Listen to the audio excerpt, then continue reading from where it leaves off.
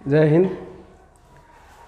The जिप्टर classes के YouTube channel पर आप सभी का बहुत बहुत स्वागत है।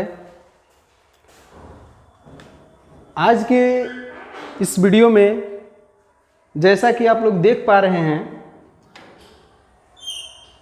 बोर्ड पर क्लास 11th लिखा हुआ है। इस वीडियो में मेरा प्रयास रहेगा कि जो भी 11th क्लास के मैथ के त्रिविमीय ज्यामिति का परिचय जो चैप्टर है उसके संपूर्ण जो एक्सरसाइज है या जो क्वेश्चन है सभी को एक ही वीडियो में समेट लिया जाए। हमारा इस वीडियो में प्रयास मुख्य रूप से यही रहेगा कि हम इस चैप्टर को एक ही वीडियो में समाप्त कर दें ताकि आप लोगों को भी ज़्यादा परेशानी न हो। 1 घंटा के आसपास में ये पूरा जो है एक्सरसाइज या फिर कहिए कि जो बुक में दिया हुआ क्वेश्चन है सारा हल हो पाएगा या हल हो जाएगा आप लोगों से। बस वीडियो को आप लोग क्या कीजिए, ध्यानपूर्वक देखिए और उसको कॉपी पर लिखिए। क्या करना क्या है, सवाल आया, टॉपिक आया, वीडियो पॉज समझ गए हैं, वीडियो को पॉज करेंगे, फिर उसके बाद कॉपी पर लिखेंगे, फिर समझेंगे, फिर अपने तरीक़ा से बनाएंगे। कुल मिलाकर अगर एक घंटा का वीडियो बनेगा तो मानकर चलिए कि 2 से 2.5 घंटा आपको लगेगा या 2 घंटा लगेगा, उसमें आपका जो है पूरा कवर हो जाएगा। तो चलिए स्टार्ट करते हैं और सबसे पहले समझते हैं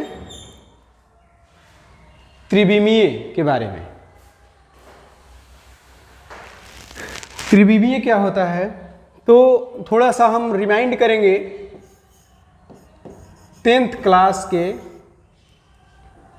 निर्देशांक ज्यामिति का। ठीक है, निर्देशांक ज्यामिति वही है बट जो उसमें निर्देशांक ज्यामिति जो हम लोग 10th क्लास में पढ़े हैं उसमें 2 अक्ष था, यानी कि 2 डायमेंशनल, यानी कि 2 विमा था। उसमें एक था x अक्ष और एक था y अक्ष। ठीक है, तो निर्देशांक ज्यामिति में क्या होता है कि सबसे पहले पीछे वाला रिमाइंड करते हैं कि इस रेखा को हम लोग कहते हैं x अक्ष और इसको कहते हैं y अक्ष। इसको कहा जाता है x अक्ष और इसको कहा जाता है y अक्ष कहा जाता है। ठीक है, अब इसमें समझेंगे,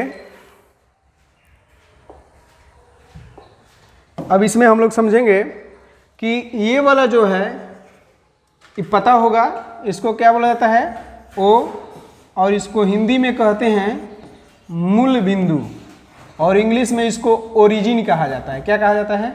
ओरिजिन कहा जाता है, मूल बिंदु।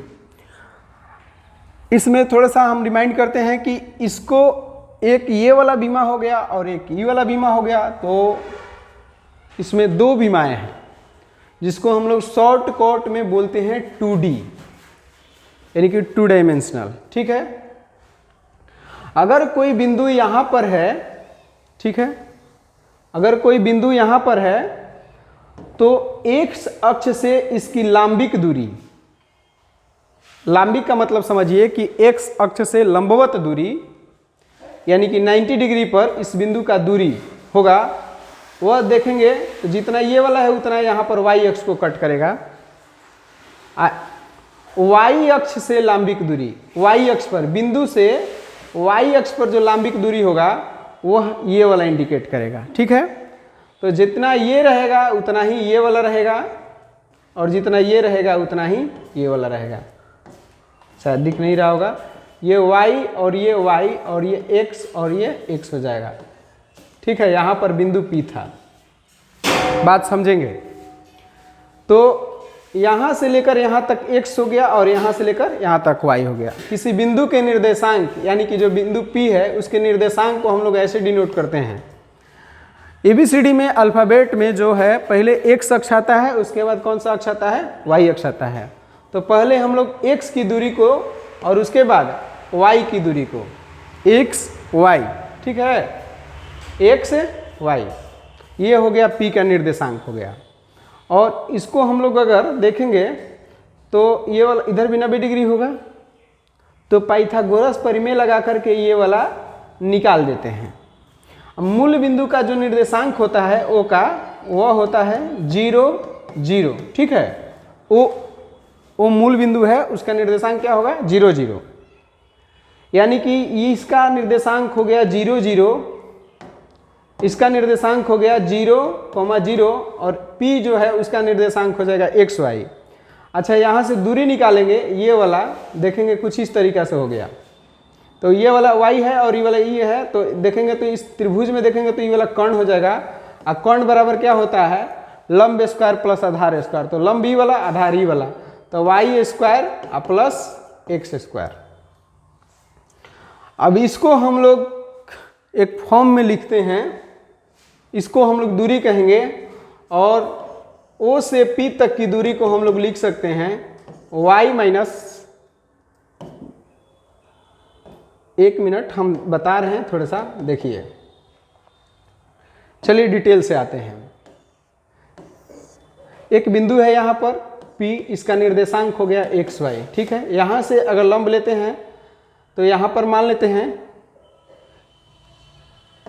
दो बिंदुओं के बीच की दूरी निकाला जाए, ठीक है ना, x y, और एक बिंदु यहाँ पर ले लेते हैं Q, देखिए, और इसका हो गया x1 y1 और यहाँ पर हो जाएगा x2 y2।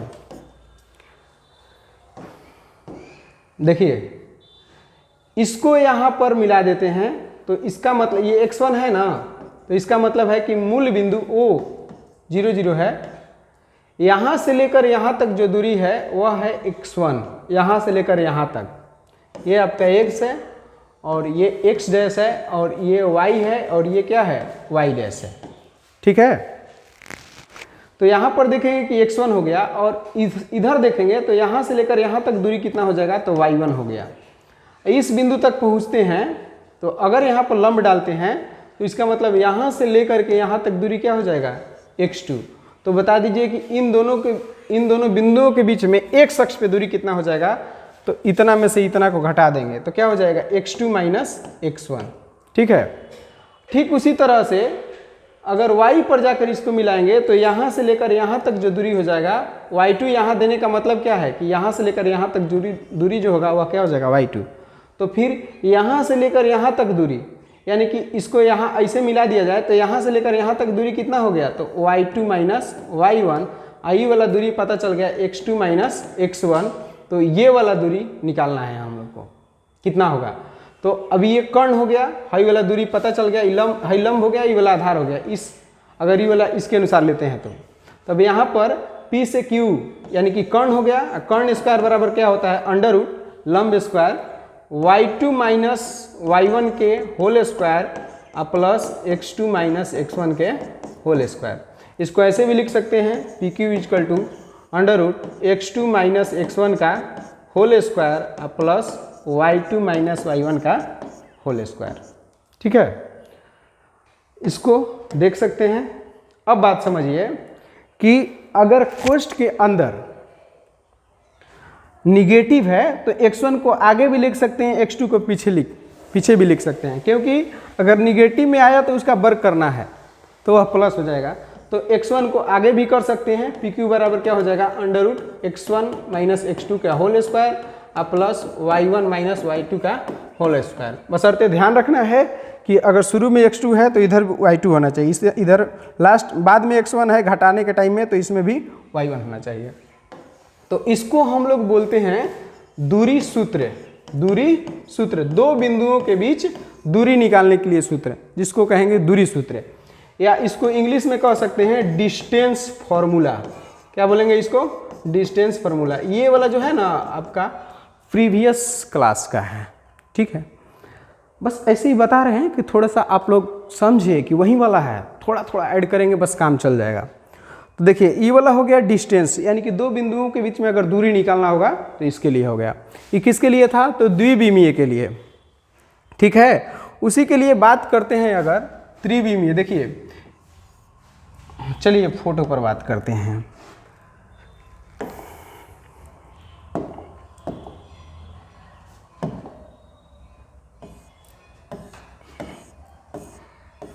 त्रिविमीय में क्या होता है कि हमारे पास 3 गो अक्ष होगा। कितना अक्ष होगा? 3 अक्ष होगा। देख सकते हैं यहाँ पर, इसको ध्यान से देखेंगे, इसमें 3 अक्ष होगा। पहला अक्ष इस तरीका से होगा, देखिए इसको कहेंगे x अक्ष, ठीक है। और दूसरा अक्ष इस तरीका से होगा, इसको हम लोग कहेंगे y अक्ष। खैर उसमें बनाया होगा अलग तरीका से। और जो z अक्ष होगा वह इस बोर्ड के ऐसे होगा, ठीक है, इस तरीका से, और आधा अंदर आधा बाहर। हम लोग उसको ऐसे लिखते हैं, ऐसे दिखाते हैं। ये डॉट डॉट हो गया, आप फिर इधर खींच देंगे। ये x है और ये y है और ये वाला क्या हो गया? z हो गया। यानी कि ये वाला हिस्सा पॉजिटिव होता है, ये भी पॉजिटिव और ये भी पॉजिटिव होता है, ठीक है। अब बाकी पीछे वाला हिस्सा, ये वाला z अक्ष का z डैश, ये y डैश और ये क्या हो गया? x dash. हालांकि उसमें दूसरा दे रखा है, x इधर माना है, z इसको मान लिया है, y इसको मान लिया है। तो x का कुछ हिस्सा दिख रहा है, कुछ हिस्सा कहाँ है? बाहर है। तो जैसे हम लोग 10 क्लास में पढ़ चुके हैं कि अगर x y से बना है तो ये पूरा प्लेन जो है ऐसे करके ऐसे बना हुआ है ना, मैंने कहिए कि इस तरीका से पेज के जैसा, तो इसको कहते हैं एक्स वाई प्लेन। अगर एक्स वाई से अगर कोई पेज जैसा बन रहा है, क्या होता है कि जैसे पेज में देखेंगे, दिखाते हैं आप लोग को। जैसे मान लीजिए कि ये हो गया, इस पेज में 2 गो दिख रहा होगा, 2 गो लाइन। इस पेज को देखिए, केवल एक हो गया ये लाइन, तो ये y हो गया और ये x हो गया। इधर भी देखेंगे तो ये y है और इधर देखेंगे तो ये x है। ऐसे लाइन को x बोलेंगे तो इस लाइन को y बोलेंगे। तो इसको कहते हैं एक्स वाई प्लेन। x से या y से मिलकर बना है तो इसको क्या कहेंगे? एक्स वाई प्लेन, ठीक है। अगर इधर कोना करके थोड़ा सा देखेंगे, ऐसे अगर मोटा बुक होगा, ऐसे देख लीजिए, अगर इस तरीका से बुक होगा तो अगर इसको x माने हैं तो ये y हो गया, एक्स वाई हो गया। लेकिन ऐसे देखेंगे थोड़ा तिरछा करके तो इसको z मानना पड़ेगा, ऐसे z हो गया, तो ये z हो गया और ये वाला y, तो इसको कहेंगे जेड वाई प्लेन, ठीक है। और ये वाला अगर ऐसे को x माने हैं, इधर को x माने थे ना, इसको x माने थे, इधर z है, ठीक है। तो अगर एक्स जेड प्लेन से बनेगा तो उसको एक्स जेड अक्ष से मिलकर बनेगा तो उसको एक्स जेड प्लेन कहेंगे, ठीक है। जैसे हम लोग जो पढ़े हुए हैं यहाँ पर, पहले जो पढ़े हैं, ध्यान देंगे कि इसमें क्या होता है, ऐसे करके देखेंगे तो इसमें चतुर्थांश होता है। अगर द्विविमीय है तो उसमें चतुर्थांश होता है। ये हो गया प्लस, ये माइनस, ये प्लस और ये माइनस। तो इसको बोलते हैं प्लस प्लस और इसको बोलते हैं माइनस प्लस, और इसको क्या बोलते हैं? माइनस माइनस, और इसको बोलते हैं प्लस माइनस। पहले एक्स वाला लिखते हैं तब वाई वाला, पहले एक्स वाला पर लिखा जाएगा तब वाई वाला लिखेंगे। तो इसको बोलते हैं पहला, और इसको दूसरा, और इसको तीसरा, और इसको क्या बोलते हैं? चौथा चतुर्थांश। यानी कि कुल चतुर्थांश जो होते हैं उसमें बाई पार्ट करके 4 भाग होता है। पहला चतुर्थांश, दूसरा, तीसरा, चौथा। पहला में प्लस प्लस, दूसरा में माइनस प्लस, पहले एक्स वाला लिखेंगे तब ना वाई वाला जी, इसमें माइनस और फिर इसका माइनस, फिर इसमें क्या हो जाएगा? पहले प्लस और तब माइनस, चारों अलग अलग होगा, ठीक है। उसी तरह से अगर इसमें देखेंगे 3D में, यहाँ पर देखेंगे तो जैसे 3 अक्ष होगा तो उसमें 8 भाग हो जाएगा, और उसको चतुर्थांश कहते हैं। तो इसको क्या कहते हैं? अष्टांश कहते हैं। क्या कहते हैं? अष्टांश कहते हैं। अब बात जो है ना, अब चलिए कुछ महत्वपूर्ण बात करते हैं। यहाँ तक समझ गए होंगे।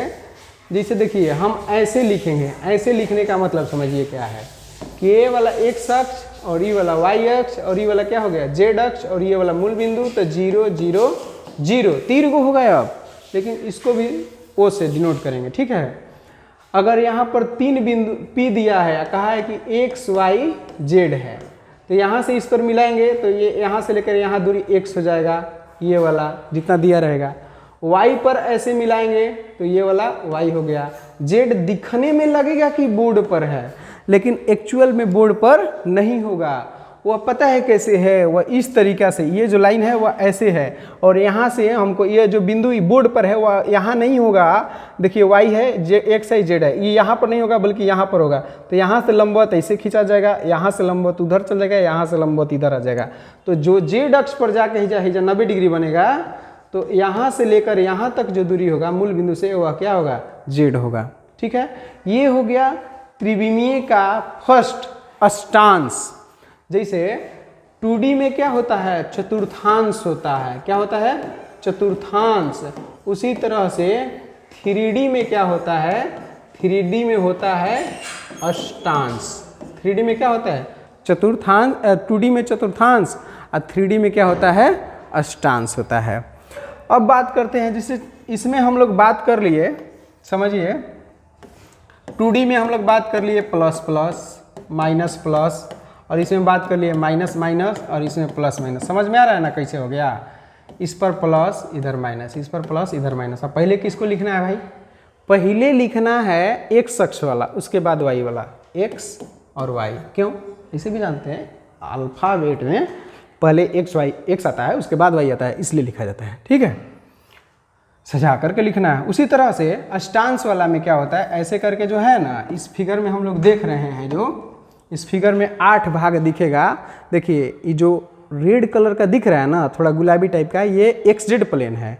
तो इसका मतलब है कि देखिए इसमें x आता होगा, x वाला लाइन, ठीक है ऐसे, और एक z वाला लाइन आता होगा, z वाला ये वाला लाइन है। ठीक है, ऐसे करके, तो XZ प्लेन है, XZ प्लेन है। ठीक, और ये वाला कौन सा है जो दिख रहा है, थोड़ा सा हरा टाइप का होगा, जो भी रंग है, इसको YZ प्लेन कहते हैं, क्योंकि उसमें एक y अक्ष होगा और एक z अक्ष होगा। ठीक है, एक XY प्लेन है। XY प्लेन पहले भी पढ़ चुके हैं हम लोग 10th क्लास में, वो x से y पढ़ते थे, XZ और YZ। चूँकि z नहीं था तो x के साथ z नहीं आता था, z नहीं था तो y के साथ z भी नहीं आता था, तो केवल एक प्लेन पढ़े हुए XY प्लेन।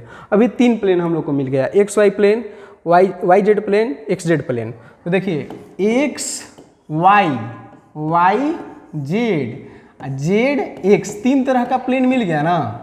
तो अगर कह देगा कि XY प्लेन में Z का मान क्या होगा, XY प्लेन, तो समझिए XY प्लेन पीला वाला दिख रहा है ना, ऐसे करके है। ठीक है, पीला वाला ऐसे करके है, x जो है ऐसे बाहर निकला था, और y ऐसे करके था, तो दोनों से मिलकर क्या बन गया, XY प्लेन बन गया। तो XY में अगर कोई बिंदु है, XY प्लेन में अगर कोई बिंदु है, तो उसमें क्या होगा, x का मान कुछ ना कुछ मिलेगा, y का मान 0 होगा। एक मिनट, XY प्लेन में x का मान मिलेगा, y का भी मान मिलेगा, लेकिन z का मान क्या हो जाएगा, 0 हो जाएगा।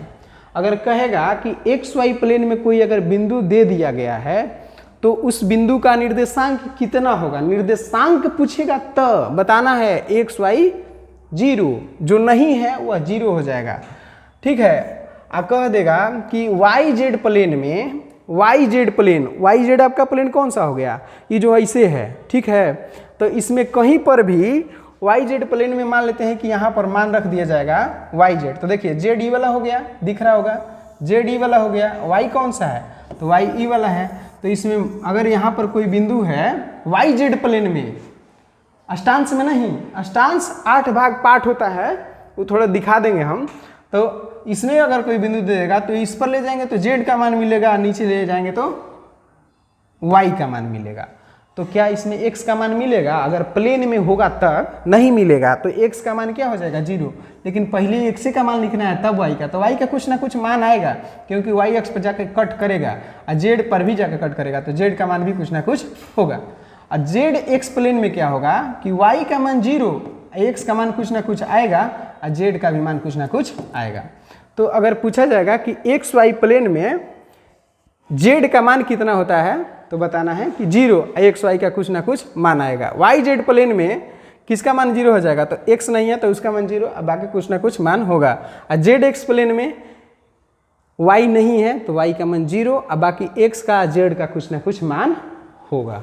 ठीक है, तो अभी हम लोग ई वाला पढ़े कि जिसे चतुर्थांश होता है, तो चतुर्थांश में हम लोग देख चुके हैं, थोड़ा सा देख लेंगे। जैसे चतुर्थांश में यहाँ पर प्लस प्लस माइनस प्लस ऐसे बिंदु होता है, उसी तरह से अब अष्टांश का कर लेते हैं। अष्टांश वाला में क्या होता है कि 8 भाग होगा, पहला दूसरा तीसरा ऐसे करके, तो उसको याद कर देते हैं। उसको थोड़ा सा दिखाना मुश्किल होगा, हम लोग जल्दी जल्दी में हैं, एक ही वीडियो में सारा कर लेना है, तो अभी टाइम लगेगा, बाकी जल्दी जल्दी एक्सरसाइज होगा, देखिएगा ना आप लोग। जैसे अष्टांश में, जैसे चतुर्थांश में क्या है,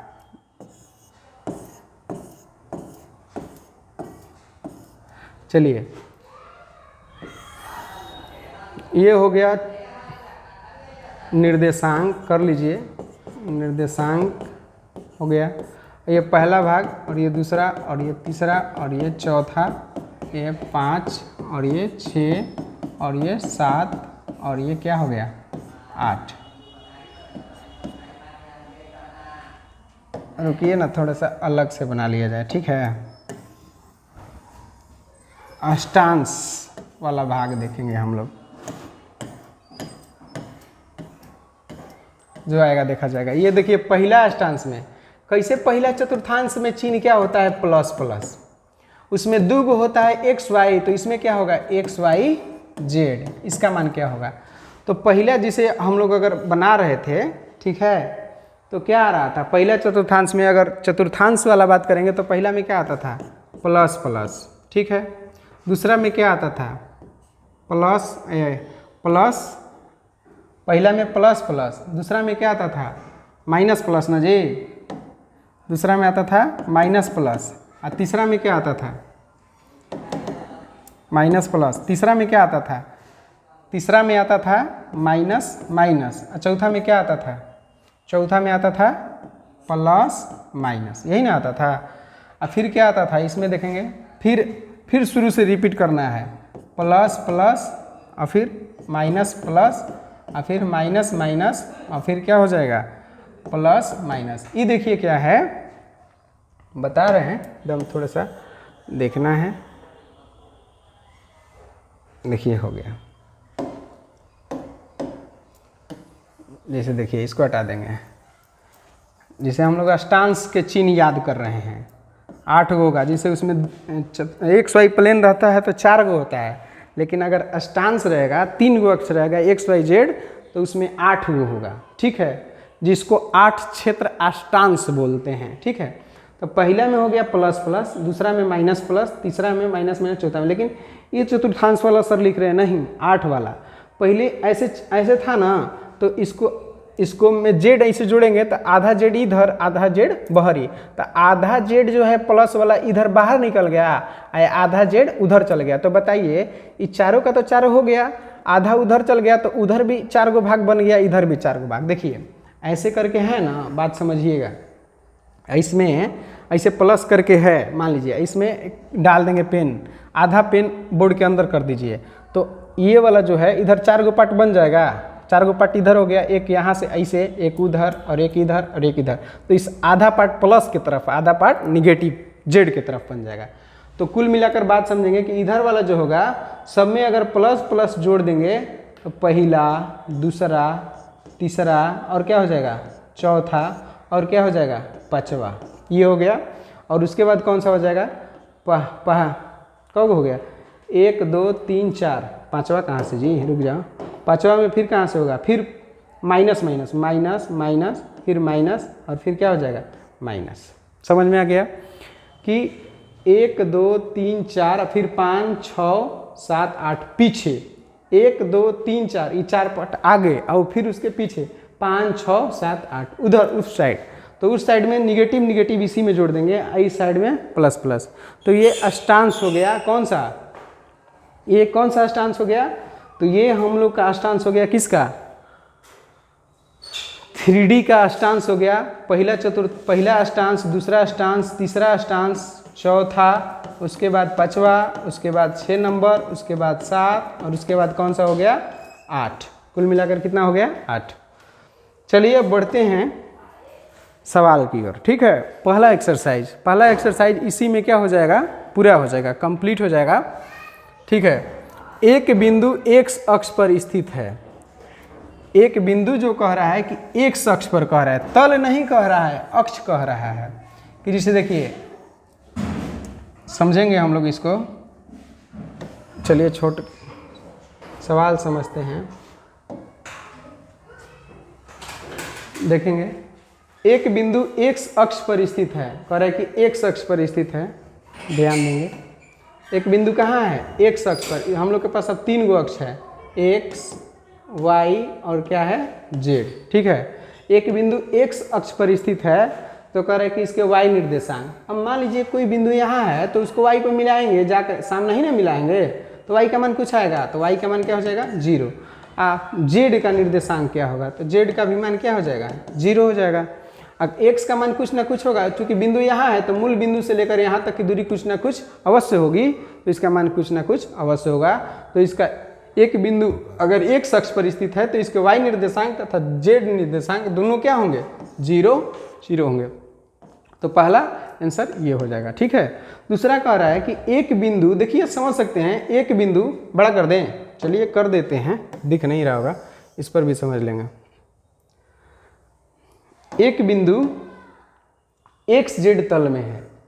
किस तल में है जी, XZ तल में है, XZ तल में है। इसके y निर्देशांक के बारे में आप क्या कह सकते हैं, लिखेंगे, चूंकि एक बिंदु XZ तल में है। किस तल में है, XZ में है। देखिए कहने का मतलब है कि यहाँ देख सकते हैं हम लोग, कौन सा सवाल, दूसरा कह रहा है कि एक बिंदु जो है XZ तल में है। ये हो गया x और इसको मान लेते हैं हम y, और इसको शायद इसको z मान लिया जाए और y को ऐसे कर देते हैं। अब इसी को तल, ये वाला जो दिख रहा है ना, ये कौन सा तल हो गया, ये वाला जो तल हो गया ना, उसमें 2 तरह का लाइन दिखेगा। एक लाइन ऐसे दिख रहा होगा और एक लाइन ऐसे दिखेगा, 2 लाइनें दिखेगा इसमें, और तीसरा लाइन ऐसे होगा। तो ऐसे कोई लाइन थोड़ी ना खींचा हुआ है, तो XZ, y कैसे है, तो y ऐसे हो गया। तो XZ तल में कोई बिंदु यहाँ होगा तो या तो z का मान होगा और कुछ, यानी कि z का मान कुछ ना कुछ होगा, x का भी कुछ ना कुछ मान होगा, लेकिन इसमें y का मान क्या होगा, तो y का मान क्या हो जाएगा, 0। क्योंकि बिंदु कहाँ है, XZ तल में है, तो y का कोई मान नहीं होगा। ठीक है, क्योंकि उसमें एक भी y अक्ष के बारे में जिक्र नहीं हो रहा है। अब देखिए तीसरा सवाल जो है समझेंगे। तीसरा सवाल क्या कह रहा है कि उन अष्टांशों के नाम बताइए जिनमें निम्नलिखित बिंदु स्थित है। उन अष्टांशों के नाम बताना है कि जिनमें निम्नलिखित बिंदु स्थित है, जिसे हम 2 गो बता रहे हैं। ठीक है, उसके बाद आप लोग आगे देखिएगा। कह रहा है कि 1 2 3, 1 2 3 और 4 - 2, हम चलिए 2 गो बताते हैं, 4 - 2 3। अब बताना है कि ये किस अष्टांश में है, ये किस अष्टांश में है। बात समझ रहे हैं, बोरिंग हो रहा है, आराम से देखिए। अब एक्सरसाइज आ गया है, धीरे धीरे सूत्र बताते जाएंगे और क्वेश्चन करवाते जाएंगे। एक कह रहा है कि एक बिंदु, ये तो हो गया, फर्स्ट हो गया, सेकंड हो गया, थर्ड में आए हुए हैं। उन अष्टांशों के नाम बताइए जिनमें निम्नलिखित बिंदु स्थित हैं। सवाल नहीं बुक से भी देख सकते हैं। तीसरा प्रश्न है, अध्याय 12.1 का है। उन अष्टांशों के नाम बताइए जिनमें निम्नलिखित बिंदु स्थित है। खाली नाम बताना है कि ये किस में है। ठीक है, तो इसमें बताइए, यहाँ पर चिन्ह हम लोग देखेंगे। इसमें कौन सा चिन्ह है, प्लस प्लस, और इसमें क्या है, प्लस। ये प्लस प्लस जो है वह किस में आया था, वह देख सकते हैं, या फिर बताए हैं पहले प्लस प्लस, पहले चतुर्थांश वाला में है, लिख दो, ये वाला याद है ना। इसमें अगर प्लस प्लस लगा देंगे तो पहला, दूसरा, तीसरा, चौथा बन जाएगा। अब माइनस माइनस माइनस लगाएंगे इसमें तो 5वां, इसमें माइनस लगाएंगे तो 6वां, इसमें माइनस लगाएंगे तो 7वां, इसमें माइनस लगाएंगे तो 8 नंबर बन जाएगा। बात समझ में आ रहा है। तो प्लस प्लस प्लस किस में आ जाएगा, प्लस प्लस जो प्लस है वह किस में आ जाएगा, तो पहला अष्टांश में आ जाएगा। पहला चतुर्थांश नहीं, अष्टांश। ठीक है, पहला अष्टांश में। इसमें देखेंगे तो प्लस माइनस, पहले 2 गो के बारे में बात कीजिए। प्लस माइनस किस में आता है, तो प्लस माइनस आता है आपका चौथा में। किस में आता है, चौथा में। और फिर यहाँ पर क्या है, प्लस है कि माइनस, प्लस। अब ये बताएगा कि आगे वाला हिस्सा है कि पीछे वाला। आगे वाला में 4 भाग है, पीछे वाला में 4 भाग। तो जैसे चौथा में आया ना, तो आगेला के चौथा भाग में, ठीक है। अगर यहाँ पर माइनस होता तो पिछला का चौथा भाग, यानी कि 4 गो आगे 4 गो पीछे, 8वां भाग हो जाता। लेकिन अभी प्लस में आया है, यानी कि अगर चतुर्थांश में देखेंगे ये दोनों को तो चौथा में आता है। बात समझ में आ रहा है? प्लस है तो ठीक है, चौथे होगा, लेकिन अगर माइनस होता तो 8वां हो जाता। माइनस में रहेगा तो दुगुना कर देना है। बात समझ में आ रहा है? दुगुना करने का मतलब पहला में होगा तो माइनस रहेगा तो दूसरा बताना है, दूसरा बताना है। माइनस यहाँ रहेगा तब, अगर इधर वाला दूसरा में होगा और इधर माइनस है तो चौथा में नहीं, इधर देखना है कि दूसरा में है तो उधर 5वां के बाद 6वां में चल जाएगा। बात समझ में आ रहा है? दुगुना करने से नहीं होगा। तो ये वाला किस में हो गया? चौथा में हो गया। अगर हम पूछ दें कि 4 माइनस 2 और माइनस 5, बात समझिए, यहाँ पर क्या है प्लस, यहाँ पर क्या है माइनस। प्लस रहता तो आगे के 4 बताते, 1 2 3 4, और पीछे का 4 भाग फिर यहाँ से शुरू करना है, 5 6 7 8। पीछे वाला रहेगा तब हाई सब प्लस वाला इंडिकेट करेगा स्टांस के लिए, हाई सब माइनस पीछे के लिए इंडिकेट करेगा। प्लस माइनस किस में आता है? इसमें आता है, तो ये चौथा हो गया। और फिर एक जगह माइनस दे रखा है तो इसका मतलब आगे का नहीं, पीछे वाला का रहता है। 1 2 3 4, फिर तो इसमें आ गया, तो 4 गो आगे का 4 गो पीछे का जोड़ेंगे तो कितना हो जाएगा? तो ये हो गया आपका कौन सा भाग?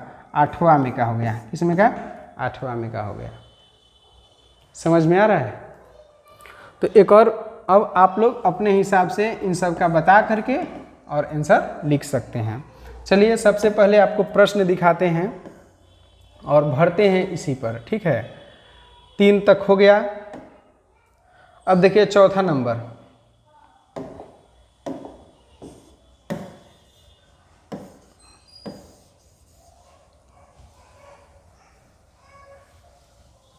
ठीक है। अब चौथा नंबर देख लेते हैं।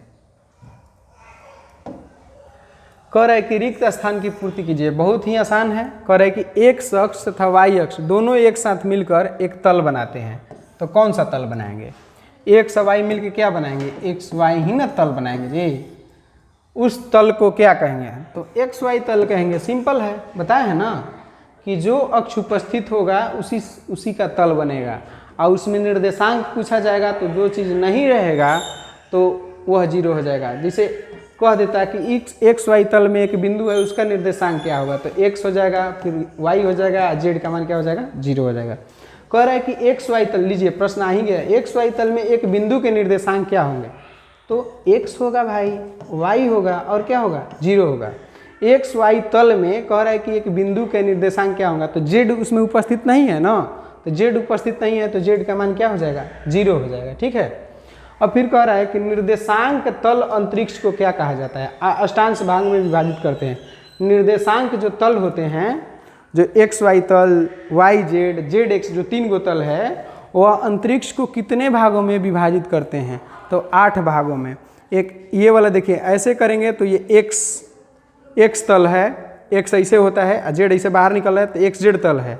ऐसे करेंगे तो ऊपर वाला वाई, ऐसे लाइन बनता है एक्स, तो एक्स वाई तल है। अगर ऐसे करेंगे तो ये जेड है, ऐसे जो लाइन है, 2 लाइन, एगो ऐसे एगो ऐसे, 2 लाइन, तो ये वाला एक्स है और ये वाला जेड है, तो एक्स जेड तल हो गया।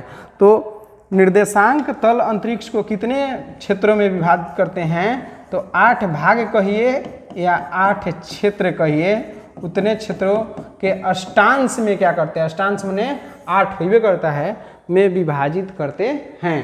3 गो प्लेन होता है, X Y plane, X Y, Y Z, Z x.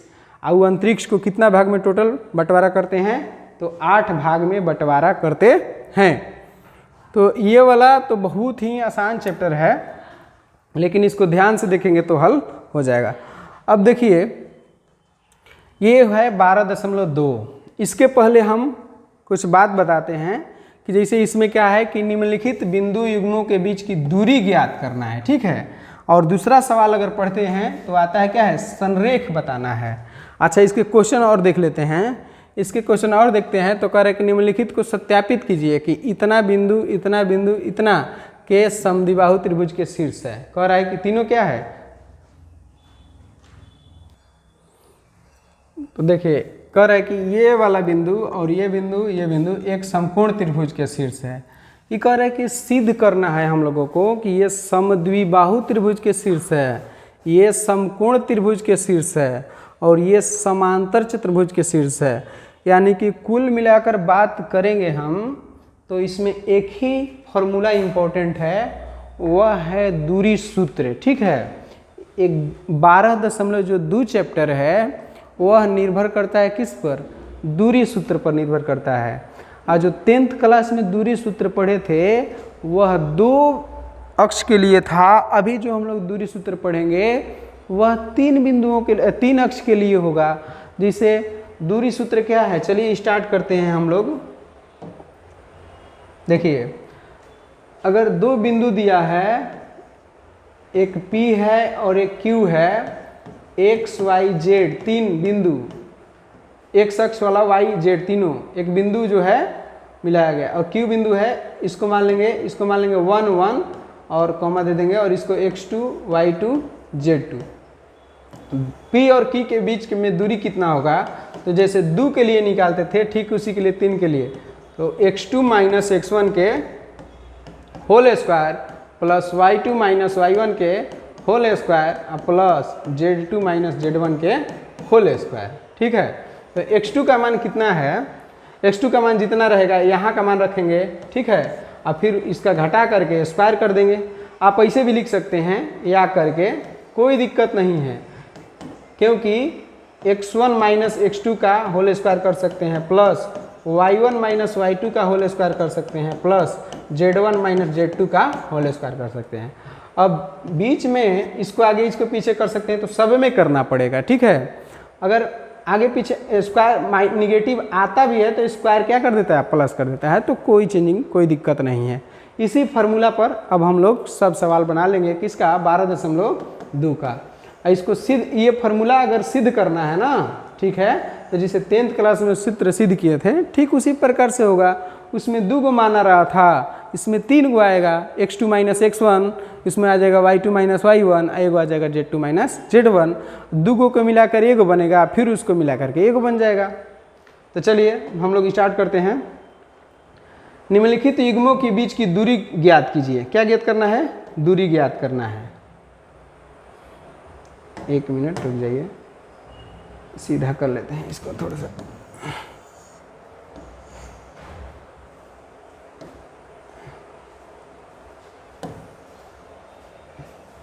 हमको क्या ज्ञात करना है, देखिए कह रहे हैं कि देखिए पहला सवाल में पहला क्वेश्चन जो है उसमें 4 दिया हुआ है, इसमें से एक कोई बना देते हैं, जिसे ये वाला बताना है हम लोगों को कि दूरी ज्ञात करना है। 2 माइनस 1 3 माइनस 2 1 3 के बीच। देखिए 200 यहाँ पर माइनस है और शुरू में माइनस है, तो यहाँ पर देखेंगे कि हम चौथा सवाल बना रहे हैं। 12.2 का पहला का चौथा सवाल क्या है, तो हम मान लेंगे, ऐसे कर लेते हैं कि माना कि P 2 माइनस 1 3 तथा Q 2 1 3 माइनस 2 1 3 बिंदु, माना कि P तथा Q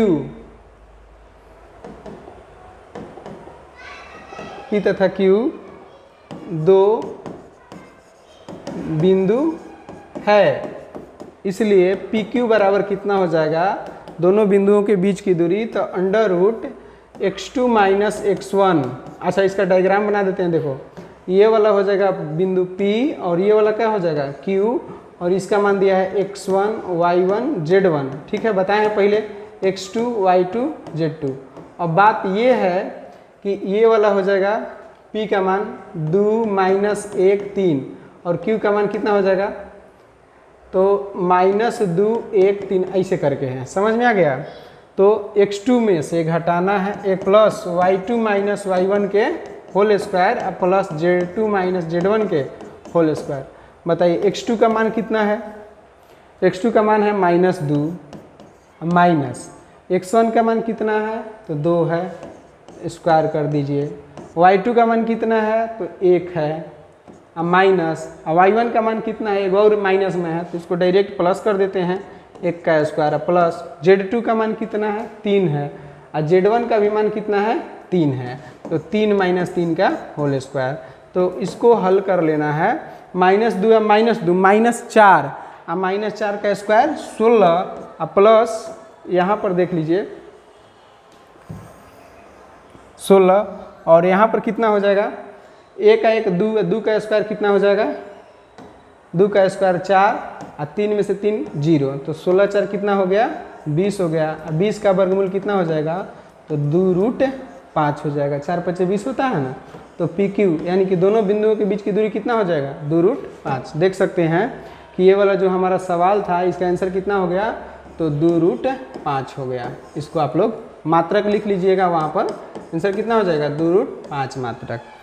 अब इन चारों को आप लोग तीनों को बना सकते हैं, ठीक है।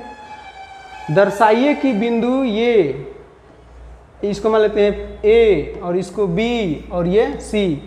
A बिंदु जो है उसका निर्देशांक -2 3 5 है, B का 1 2 3 है और C का 7 0 -1। ये कह रहा है कि संरेख है। अब संरेख का मतलब क्या होता है, दूसरा सवाल यही बनाएंगे हम। अब संरेख का मतलब होता है कि तीनों एक ही रेखा में है, वह बिंदु जो एक ही लाइन में स्थित हो तो उन बिंदुओं को क्या कहा जाता है संरेख कहा जाता है। क्या कहा जाता है संरेख बिंदु। देख लीजिए यहाँ पर अब देखिए इसको A मानेंगे और इसको B और इसको C। तो माना कि 3 बिंदु A B तथा C है, ठीक है। इसलिए हम लोग क्या निकालेंगे, पहले निकालते हैं AB। अब डायरेक्ट सिखाते हैं, ठीक है ना। फार्मूला वही लिखेंगे x2 - x1 का whole square plus y2 - y1 का होल स्क्वायर और प्लस z2 - z1 का होल स्क्वायर। हमको क्या निकालना पड़ेगा तो A से B निकालना पड़ेगा, ठीक है। अब एगो B से C निकालना पड़ेगा, एगो C से A कहिए और चाहे A से C कहिए। आज संरेख का एक कंडीशन बता देते हैं। संरेख का मतलब है, देखिए संरेख कितना दूर में समझ जाइए आप लोग, छोटा सा बॉक्स में 1 बिंदु 2 बिंदु 3 बिंदु। इस कब होगा संरेख, माने संरेख है। संरेख का मतलब हो गया कि एक लाइन में, एक लाइन का मतलब समझिए कि यहाँ से यहाँ दूरी, यहाँ से यहाँ दूरी, इन दोनों को जोड़ देंगे तो तीसरा वाला दूरी के बराबर ना हो जाएगा। तो वही अगर इस तरह का कंडीशन आ जाता है कि दो गो दूरी जो छोटा छोटा मान वाला होगा उसको जोड़ने पर जो तीसरा का दूरी होगा कोई भी उसके बराबर आ जाएगा, तो समझेंगे ना कि तीनों बिंदु आपस में क्या है संरेख है। देखिए दोनों छोटका को जोड़ने पर बड़ा वाला आ जाएगा तो होगा, और थोड़े सा कम बेसी आएगा तो इसका मतलब है कि बिंदु यहाँ नहीं होगा, कुछ कोनो ना कोनो इधर उधर है। और तीनों में से एक बिंदु इधर उधर होता है तो वह संरेख नहीं बनता है, बल्कि त्रिभुज के 3 बिंदु जैसा वह अपने आप को प्रदर्शित करने लगेगा। तो बताइए यहाँ पर कितना हो जाएगा, x2 का मान, इसमें देखो पहले A है बाद में B है, तो ये हो जाएगा दूसरा वाला और ये पहला वाला। समझ में आ रहा है। तो x2 ये वाला, x2 y2 z2 और ये x1 y1 z1। x2 का मान 1 माइनस x1 का minus minus plus plus y2 का मान 2 माइनस 3 का स्क्वायर प्लस z2 का मान 3 माइनस 5। ऐसे करके निकालेंगे। पहले हम ये भी निकाल रहे हैं, ठीक है। तो डायरेक्ट कर देते हैं, 3 का स्क्वायर 9, इसका 2 में से 1 माइनस 1 का स्क्वायर 1, 3 में से 5 माइनस 2 4, तो कितना हो जाएगा 9 और 1 10 है, कितना हो गया √14 आ गया। √14 मात्रक आ गया। बात समझ में आ रहा है।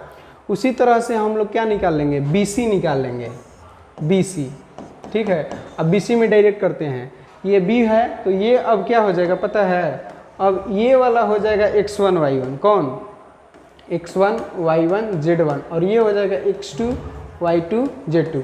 आप जो भी मानिए कोई दिक्कत नहीं है। 7 में से 1 घटेगा प्लस, 0 में से 2 घटेगा प्लस, -1 में से 3 घटेगा, -1 और -3 का स्क्वायर। अब यहाँ पर देख लेंगे तो यहाँ पर बताइए कितना हो जाएगा। 7 में से घटाएंगे 6 का 36, इस 2 का 4 हो जाएगा। हाई कितना था जी, कितना में से 3 में से कितना घटाए थे -1। रुक जाओ जी, यहाँ पर कितना था Z2 कितना था 3 में से -1, 3 माइनस +1 तो 3 है कितना हो जाएगा 4 का 16। अब बताइए 36 और 4 40 और 56 हो जाएगा। 56 का कितना निकाल सकते हैं, 14 चौका 56 तो हो जाएगा 2√14 मात्रक हो गया। ठीक है, अब एगो क्या बच गया है, एगो निकालिए AB, एगो निकाल लेंगे BC, अब एगो क्या निकालेंगे AC निकालिए चाहे CA निकालिए, कोई दिक्कत नहीं है।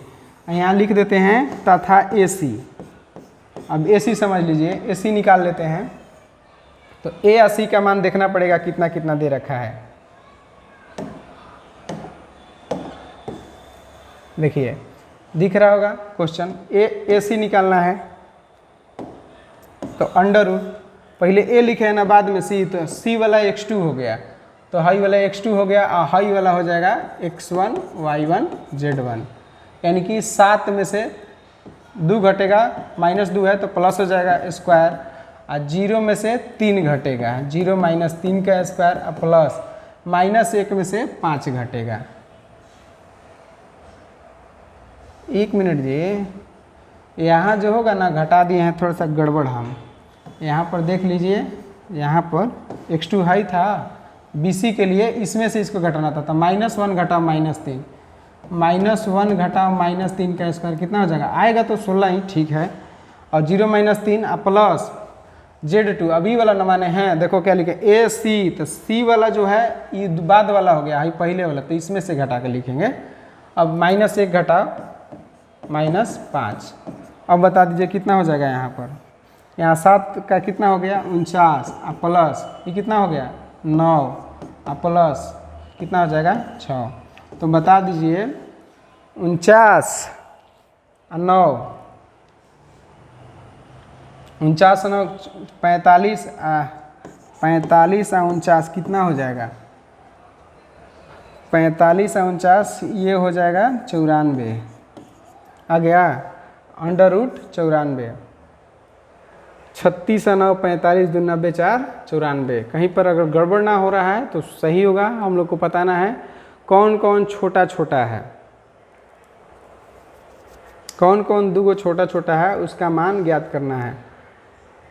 7 में से 2 जुड़ा गया, 0 में से 3 -3 -1 -6, ठीक है। यहाँ देख लेते हैं एक बार, 7 में से 6 और 0 में से 2 घटेगा, -2 का स्क्वायर 4, -1 में से 3 घटेगा तो 4, ठीक है। यहाँ पर देख लेते हैं 3, ठीक है। यहाँ -1, ठीक है। 3 में से 5 घटेगा 2, ठीक है। तो ये 14 और ये कितना आया 56। 7 अरे 1 मिनट, यहाँ ना गड़बड़ हो रहा है जी, कह रहे थे कि कहीं गड़बड़ हो रहा है।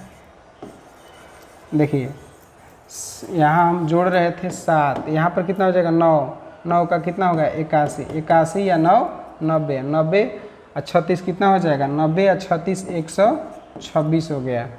तो अब हम लोग क्या करते हैं कि जोड़ लेते हैं कौन कौन आ रहा है कि नहीं। 14 126 का क्या होता है 14 9 26 से, और 9 का वर्गमूल कितना होता है, तो इसका आ जाएगा 3√14। अब बताइए इसका वर्गमूल आ गया 3√14, दिख नहीं रहा है क्या, इसका वर्गमूल आ गया 3√14, हाई देखिए कितना है 14, है जा 1√14, है जा 2√14, ये दोनों छोटा छोटा है, 1√14 और 2√14 मिलकर क्या हो जाएगा 3√14। तो हम लिख सकते हैं, यहाँ लिखेंगे चूँकि AB प्लस BC बराबर कितना आ रहा है, देख लीजिए 1√14 प्लस 2√14, ऐसे समझिए तो कितना हो जाएगा 3√14, जो कि किसके बराबर है, वह बराबर है AC के। तो इसलिए कह सकते हैं अतः A B तथा C संरेख है, तीनों क्या है संरेख है। तो आप लोग समझ गए हैं कि किस तरह से बनाना है। यानी कि कुल मिलाकर कहिए तो 12.2 है, उसके लिए हम लोग दूरी फार्मूला का उपयोग करेंगे, ठीक है। अब देखिए अगला, अच्छा, ये बनाया हुआ है, ठीक है। तो देखिए अगला क्वेश्चन देखते हैं 12.2 के आगे क्वेश्चन। अगला क्वेश्चन है वह 3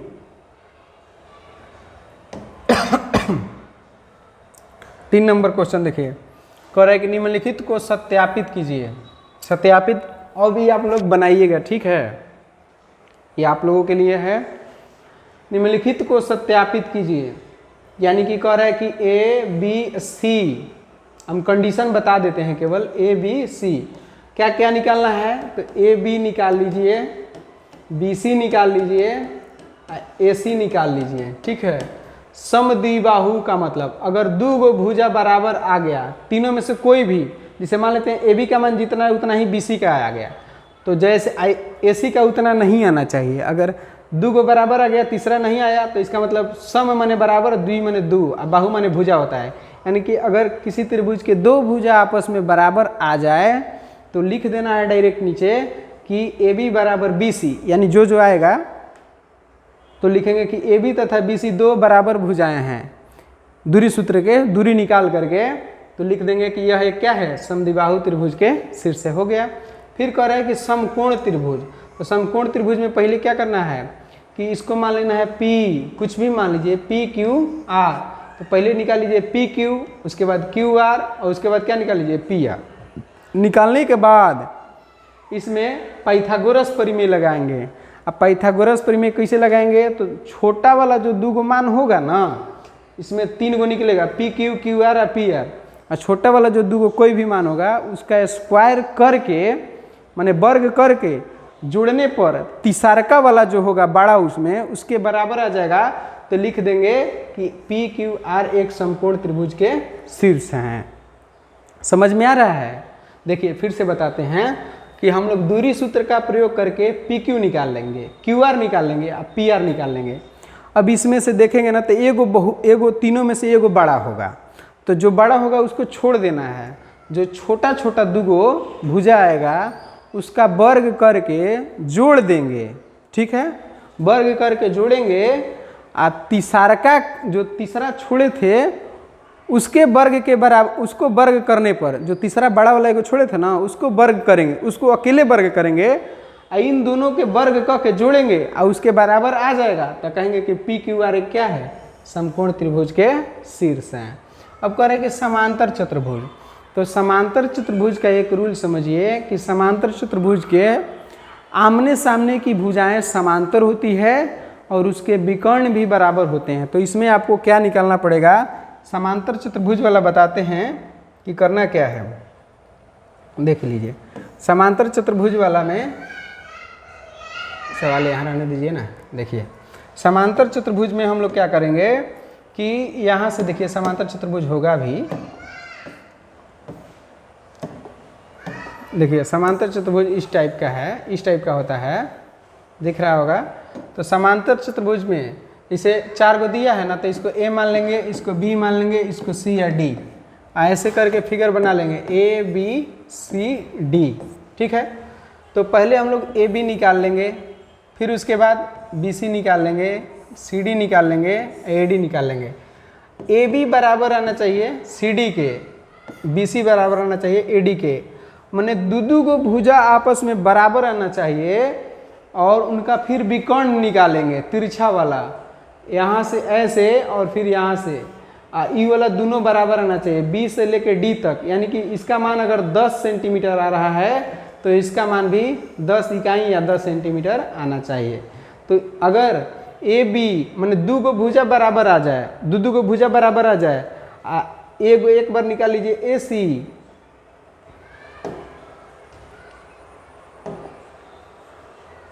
एक बार निकाल लेंगे ए सी, एक बार निकाल लेंगे बी डी। अगर वो भी दोनों बराबर आ जाएगा ए सी बी डी, तो कहेंगे कि यह एक समांतर चतुर्भुज के भुजाएं हैं, चाहे बिंदु दिया गया है, शीर्ष बिंदु है। ऐसे बिंदुओं के समुच्चय का समीकरण देखिए 4 नंबर हम क्वेश्चन बता रहे हैं, ठीक है।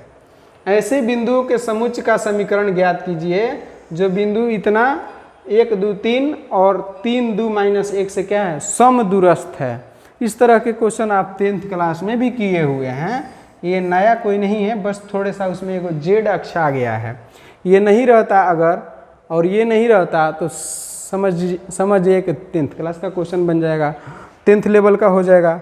चलिए हम लोग देखते हैं चौथा सवाल को देखते हैं। आप लोग के यहाँ पर देखेंगे चौथा सवाल जो है इसका सॉल्यूशन करते हैं, अच्छा से करते हैं। चलिए, ऐसे बिंदुओं का समुच्चय समीकरण ज्ञात कीजिए। समुच्चय समीकरण ज्ञात करना है, जो कह रहा है कि माना कि P बिंदु से A तथा B दो बिंदु क्या है, समदूरस्थ है। दो बिंदु क्या है, समदूरस्थ है। इसलिए देखो P यहाँ पर हो, फिगर बना लेते हैं इधर, P यहाँ पर हो जाएगा, ठीक है, समदूरस्थ यानी A यहाँ पर है, B यहाँ पर है, ई वाला दूरी बराबर है, यानी कहिए ना कि PA बराबर PB, यानी कि P से लेके A तक और P से लेके B तक बराबर होगा।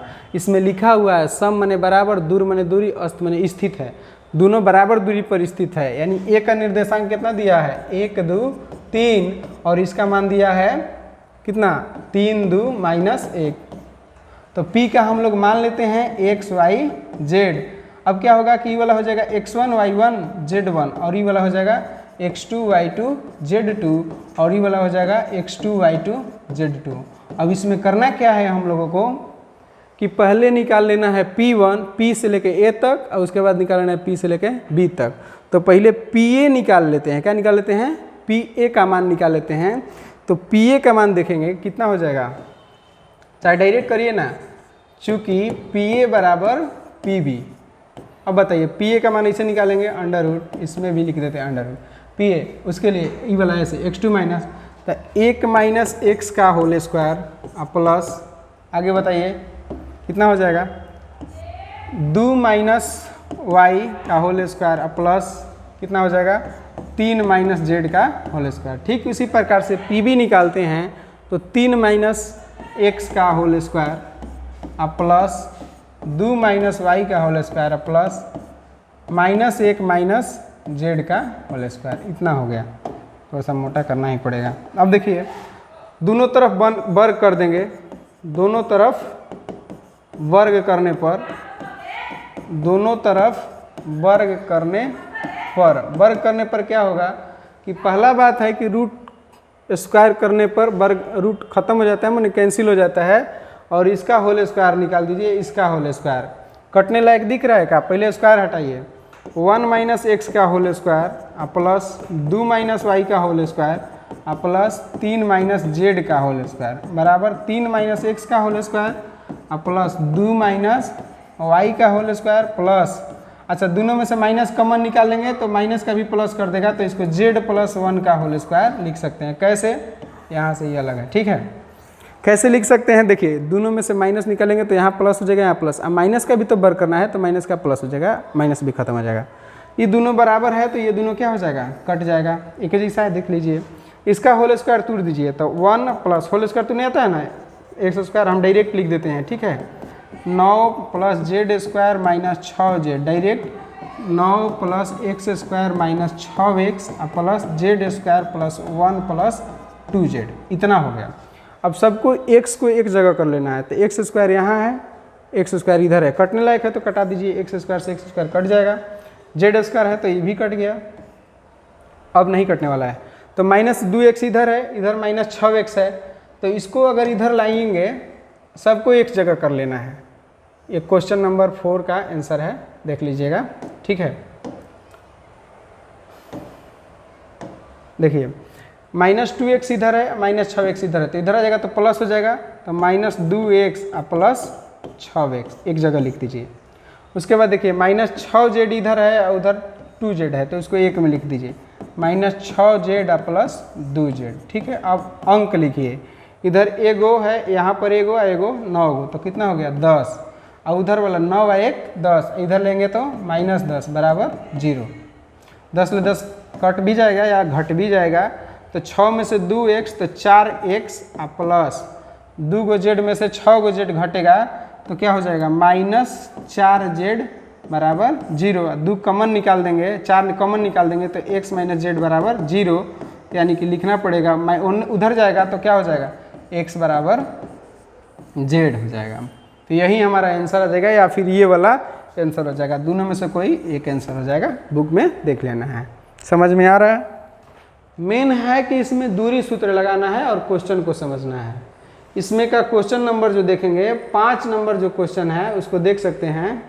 कह रहा है, देखिए कि बिंदुओं P से बने समुच्चय का समीकरण ज्ञात कीजिए जिनकी बिंदुएं A तथा B दूरियों का योगफल कितना है, 10 है। 5वां नंबर अगर क्वेश्चन देखेंगे तो हम केवल समझा देते हैं कि P एक बिंदु यहाँ पर है, कह रहे कि A यहाँ पर है, B यहाँ पर है। बात समझिए, यहाँ दिया है 4 0 0 और यहाँ पर मान दिया रखा है B का मान कितना रखा है, -4 0 0। और कह रहा है क्या कि इसका दूरी यानी कि P से लेके A तक और P से लेके B तक अगर दोनों को जोड़ेंगे ना तो कितना आना चाहिए, 10 आना चाहिए। यही तो कह रहा है कि योगफल कितना है, 10 है। तो हमको बताना है कि P का निर्देशांक एक मान समीकरण आएगा। कौन समीकरण का मतलब आंसर में x y z तीनों एक में मिला के आएगा। जिससे कैसे आ रहा है एक में, तो y कट गया है ना, इसलिए, नहीं तो इसमें y भी आता। तो कहने का मतलब है कि P निकाल दीजिए अलग से, समीकरण आएगा, काहे कि 4 में से x घटाएंगे, 0 में से y तो y आ जाएगा और ये वाला इतना आ जाएगा। कि 5 नंबर बना दे। चलिए 5 नंबर क्वेश्चन को हल कर देते हैं। 5 नंबर क्वेश्चन देखिए, 5 नंबर क्वेश्चन है, माना कि एक बिंदु P x y z से A तथा B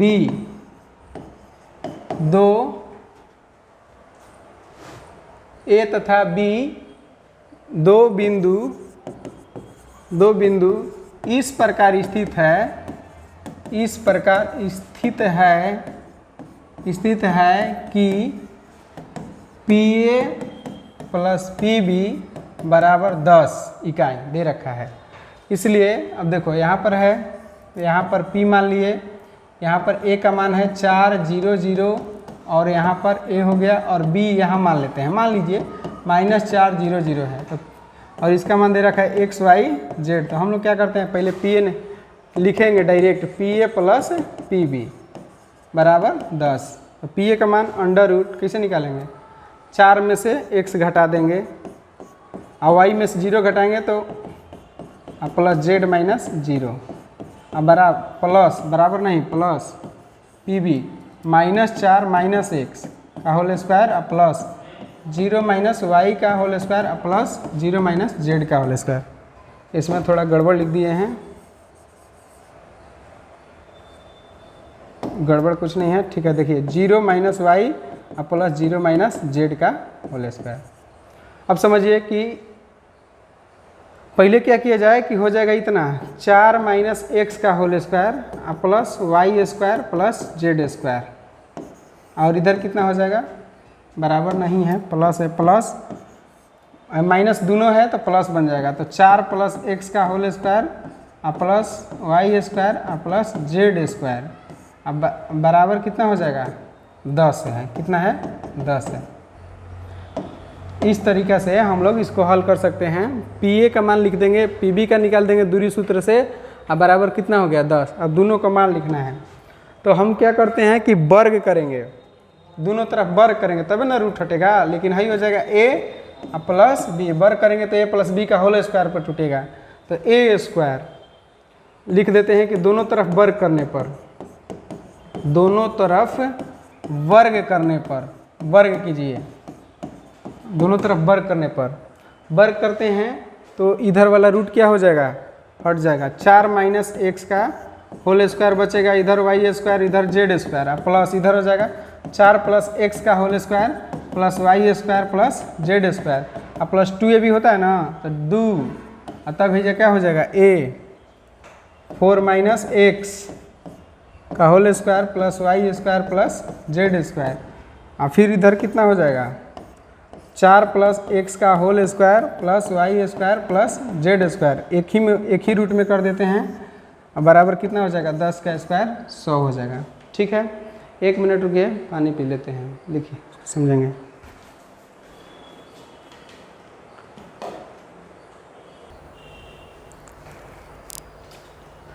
चलिए तो देखते हैं 4 माइनस यहाँ पर है 4 minus X square Y square plus Z square, इतना हो गया। इसको ए माने थे, इसको बी माने थे, तो इतना आ रहा है 100 आ गया। रूट में रहेगा 2ab है ना, तो 2ab अलग अलग भी लिख सकते हैं, बाद में भी लिख सकते हैं। थोड़ा सा लंबा लग रहा है, यही ना। हम क्या करते हैं कि थोड़ा सा इसको सरल बना देते हैं, ठीक है। और आप लोग इसको घर पर से माने घर पर कर लीजिएगा। थोड़ा सा इसको छोटा कर दे रहे हैं, ये वाला थोड़ा सा ज़्यादा प्रोसेस बड़ा हो रहा है। तो चलिए इसको ऐसे भी कर लेंगे, लेकिन इसमें दोबारा 3 बार वर्क करना पड़ेगा। तो हम लोग वर्क करने से पहले ये वाला काम कर लेते हैं, इसको हटा ही देते हैं। देखिए कैसे थोड़ा सा आसान हो जाएगा, तरीका थोड़ा सा बदल लेते हैं, बस कुछ नहीं। वर्क करना है तो करना है, ये तो करना ही पड़ेगा। तो हम लोग इसको थोड़ा सा नीचे कर लेते हैं और इसको हटा देते हैं। जैसे देखिए एक को उधर भेज देते हैं, जैसे ये हो गया 4 माइनस एक्स का whole square plus Y square plus Z square. अब बराबर उधर चल जाएगा तो हो जाएगा 10 minus under root 4 plus X का whole square plus Y square plus Z square. अब गुना भागा करने में ज़्यादा समय लगेगा, तो इसीलिए हम क्या करते हैं कि आप लोगों पर इसको छोड़ देंगे थोड़ा सा, लेकिन हल कर देते हैं। तो कितना हो जाएगा, वर्क करेंगे तो इधर वाला तो पूरा हो जाएगा 4 माइनस एक्स का whole square plus Y square plus Z square बराबर। इधर अगर हल करते हैं तो a माइनस बी के होल स्क्वायर पर हल करना पड़ेगा, तो a का 100 हो जाएगा प्लस बी स्क्वायर यानी कि पूरा रूट ख़त्म हो जाएगा plus Y square plus Z square, लेकिन माइनस 2ab होगा तो 20 हो जाएगा। 2ab यानी कि a हो दूसरे गुना तो 20 हो गया, और यहाँ पर इतना हो जाएगा 4 प्लस एक्स का whole square plus Y square plus Z square. चलिए इसको आगे बढ़ाते हैं, थोड़ा सा और आगे बढ़ाते हैं आप लोग के लिए। देखेंगे तो यहाँ पर कितना हो जाएगा 16 plus X square minus 8x plus Y square plus Z square. इसको a माइनस बी पर तोड़ लिए, फिर इसको भी कर देते हैं 100 plus 16 plus X square plus 8x plus Y square plus Z square minus 20। ये वाला तो कोई टूटने का भी संभावना, तोड़ने का संभावना नहीं है, तो इसको अभी रहने देते हैं। Y square plus Z square, जब इसको तो तोड़ सकते हैं जब मन तब। अब देखिए वाई स्क्वायर से वाई स्क्वायर क्या हो जाएगा, वाई स्क्वायर से वाई स्क्वायर कट जाएगा, कट गया। वाई स्क्वायर है ना जी, 1 मिनट, कट गया। जेड स्क्वायर से जेड स्क्वायर कट जाएगा, और कुछ दिख रहा है, एक्स स्क्वायर से एक्स स्क्वायर कट गया। अब नहीं है कटने वाला, देख लिया जाए। माइनस 8x है, इधर प्लस 8x इधर माइनस 8x, तो कटेगा नहीं, बल्कि कितना हो जाएगा माइनस 8x। अच्छा 16 कट जाएगा, 16 कट गया, तो कितना हो गया माइनस 8x प्लस 8x बराबर कितना हो गया माइनस 20। यही ना बचा है। और इधर 1 मिनट, इधर 100 भी है, 100 माइनस 20 4 प्लस एक्स के whole square plus Y square plus Z square. चलिए एक काम करते हैं कि हाई वाला तो घटेगा नहीं, तो इसको इधर ला देते हैं। तो 8x कितना हो जाएगा, 8x में से ओ माय गॉड, यहाँ देखिए यहाँ प्लस 8x है, तो इधर आएगा तो क्या हो जाएगा माइनस 8x। तो माइनस 8x माइनस 16x बराबर कितना हो जाएगा 100 माइनस 20, और यहाँ पर कितना हो जाएगा जो 4 प्लस एक्स का whole square plus Y square plus Z square. अब इसमें क्या करना भाई, तो 100 को इधर ला देते हैं, 100 को इधर ला देते हैं, तो कितना हो जाएगा 100 माइनस 16x, चूँकि वो भी माइनस में आया तो माइनस 16 ये हो गया, इधर ला दिए। और इधर क्या बच गया, रुको मैथ है ना जी, माइनस इसको लाए इधर, तो माइनस 16x माइनस 100 बराबर माइनस 20, अंडर रूट जितना है उतना लिख देना है। थोड़ा सा लंबा प्रोसेस है, सवाल में दम नहीं है, सवाल तो हो गया सॉल्व, प्रोसेस जो है वो तो पूरा हो गया है। हम लोग इसको जोड़ घटाव कर रहे हैं। आप समझ लीजिए, जिसका कैलकुलेशन फास्ट वो जल्दी करेगा, जिसका वीक वो थोड़ा धीरे धीरे होगा। चलिए देखते हैं। अभी जो कहते हैं यहाँ पर लिख देंगे, इन दोनों में माइनस कॉमन है तो माइनस निकाल देंगे। 4 कॉमन निकाल सकते हैं तो 4 कॉमन निकाल दिए। यहाँ पर 4x और यहाँ पर कितना हो जाएगा 25 हो जाएगा। 25 चौका है बराबर -20। चलिए इस बार लिख देते हैं 4 + x का whole square plus y square plus z square. कटा दीजिए, 4 × 5 = 20 और ये माइनस है माइनस। फिर दोनों तरफ स्क्वायर कर दीजिए, दोनों तरफ वर्ग करने पर, दोनों तरफ वर्ग करने पर, काहे कि स्क्वायर घटाना है ना, वर्ग करने पर, वर्ग करने पर क्या होगा, तो ये 5 का इधर कितना हो जाएगा 25 और ये वाला हट जाएगा। तो अब इसको डायरेक्ट तोड़ लेते हैं, वर्ग करेंगे तो ये वाला खत्म हो जाएगा। हम इसको डायरेक्ट तोड़ेंगे तो 16 + x square plus 8x plus y square plus z square. इधर देखेंगे तो कितना हो जाएगा, तो 4x + 25 हो जाएगा। अब 4x + 25 उधर 25 ले गुना करेंगे, 25 में 16 से गुना होगा तो पता है कितना हो जाएगा 400 हो जाएगा। ठीक है, 400 प्लस इसमें गुना होगा तो 25x स्क्वायर प्लस 25 में 800 से 200 हो जाएगा, 200x plus 25y square plus 25z square. बाप रे बाप, बहुत गुना है जी। देख लीजिए 25 ले 25 कटने है, कहीं पर कटने वाला नहीं। एक लगे कीजिए ना, इसको इधर कीजिए, चाहे इसको उधर लेके चल जाते हैं तो उधर इसको लिख देते हैं 25x square plus 25y square, सजा के लिखते हैं आप 25z स्क्वायर। ठीक है, और क्या बचा, इधर 4x है तो उधर जाके घटेगा 200, जैसे 4x घटेगा तो कितना हो जाएगा, तो इधर हो जाएगा कितना जी 196x। अब 25 इधर आके घटेगा 400 में से, इधर बचेगा 0, 400 में से इधर आके 25 घटेगा तो कितना हो जाएगा 375 बराबर 0। यही क्या हो गया, आपका समीकरण हो गया। बात समझ में आ गया, कहीं गुना भागा फिर से आप लोग कर लीजिएगा। बात समझ में आ रहा है ना, गुना भागा अपने से करना है। मेन प्रोसेस जो था वो आपका यहाँ से देखते ना कितना लंबा है, यानी कि 5 नंबर मेन हम लोग का था कि दोनों का दूरी सूत्र का प्रयोग करके जोड़ कर देना था, 10 के बराबर कर देना था। बाकी ये आपका गुना भागा हो गया। समझ में आ रहा है, तो चलिए अब आगे बढ़ते हैं अगले प्रश्न की ओर। शायद 12.2 तो खत्म हो गया, अब आ गया 12.3। अब इसके पहले हम कुछ बताएंगे अनुपात। जैसे हम लोग निकालते थे 2 रेखाओं के लिए, जैसे दे रखा था ऐसे इस तरह का से, देखिए इसको कहते हैं विभाजन सूत्र। विभाजन सूत्र, विभाजन सूत्र हम लोग जो 10th क्लास में पढ़े थे विभाजन सूत्र, वह ऐसे था कि ए बी 2 बिंदु होता था x1 y1, ठीक है, और एक होता था x2 y2, ठीक है। तो इसके बीच में हम लोग क्या करते थे कि यहाँ पर एक दे रखा था बिंदु P और ये वाला m और n अनुपात में, m और n अनुपात में P उसको डिवाइड करता है। तो हम लोग ऐसे सूत्र निकालते थे कि यहाँ पर x और y का निर्देशांक क्या होगा, यानी कि P बिंदु के लिए x और y का मान कितना होगा। तो हम लोग x का मान ऐसे निकालते थे m x2, यानी कि इसका अनुपात इससे गुना कराते थे, प्लस n x1 बटा में m प्लस n, तो इससे x का मान निकलता था। और ठीक उसी प्रकार से y का मान निकलते थे m y2 plus n y1 बटा में m प्लस n। अगर यह अंतःखंड 2 तरीका से विभाजन होता है, एक अंतःखंड और एक अंतः विभाजन और एक होता है बाह्य विभाजन। तो अंतः विभाजन के लिए हम लोग क्या लगाते हैं, तो प्लस, और बाह्य विभाजन के लिए क्या लगाते हैं, बाह्य विभाजन के लिए लगाते हैं माइनस। कहाँ पर, यहाँ पर प्लस प्लस प्लस प्लस, अंतः के लिए प्लस और बाह्य के लिए यहाँ पर माइनस यूज करते हैं। अगर देखिए अगर 3 वाला है, वहीं अब हम लोग को 3 वाला पढ़ना है। अगर मध्य बिंदु निकालना होता है तो m का मान 1 रख दीजिए और n का मान 1 रख दीजिए, तो 1 का 1 कितना हो जाएगा 2, 1 में इतना से गुना करेंगे तो उतना हो जाएगा। मध्य बिंदु के लिए क्या होता था x का मान, तो x1 प्लस x2 बटा में 2, और y का मान कितना होता था, तो y1 प्लस y2 बटा में 2।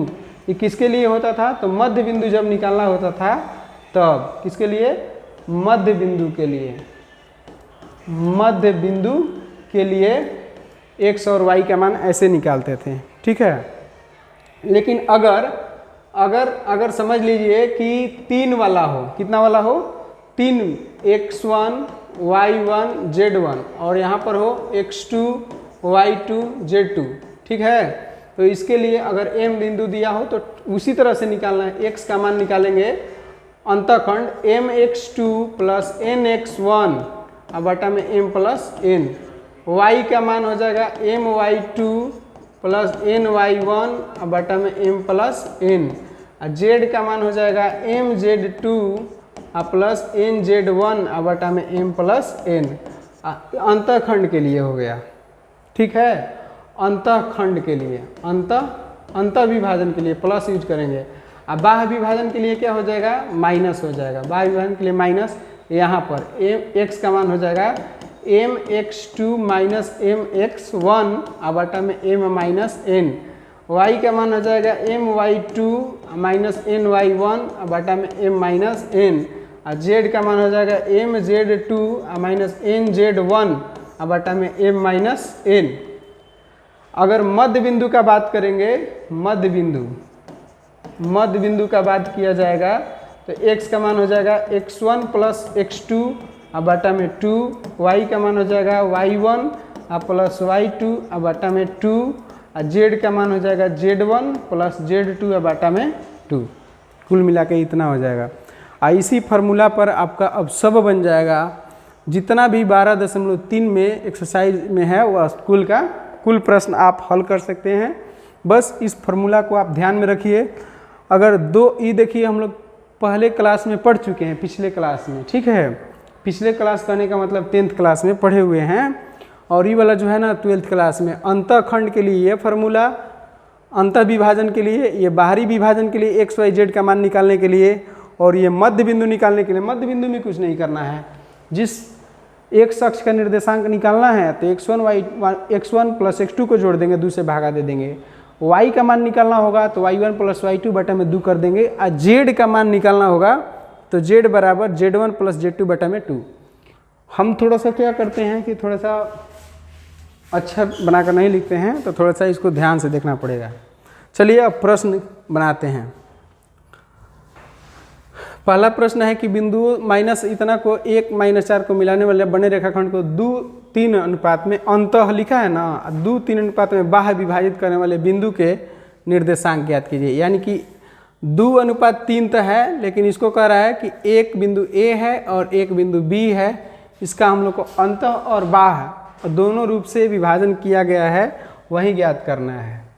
दूसरा सवाल भी है, दिया गया है कि बिंदु P Q इतना R संरेख है, वह अनुपात ज्ञात कीजिए जिसमें Q PR को विभाजित करता है। फिर कह रहा है कि एक अनुपात ज्ञात कीजिए कि जिसमें Q जो है, Q बिंदु ये वाला, इसको किस अनुपात में, यानी M और N का मान ज्ञात करना है। तो चलिए दूसरा सवाल बताते हैं, पहला भी बताते हैं और तीसरा भी बताते हैं, यानी कि देखते हैं।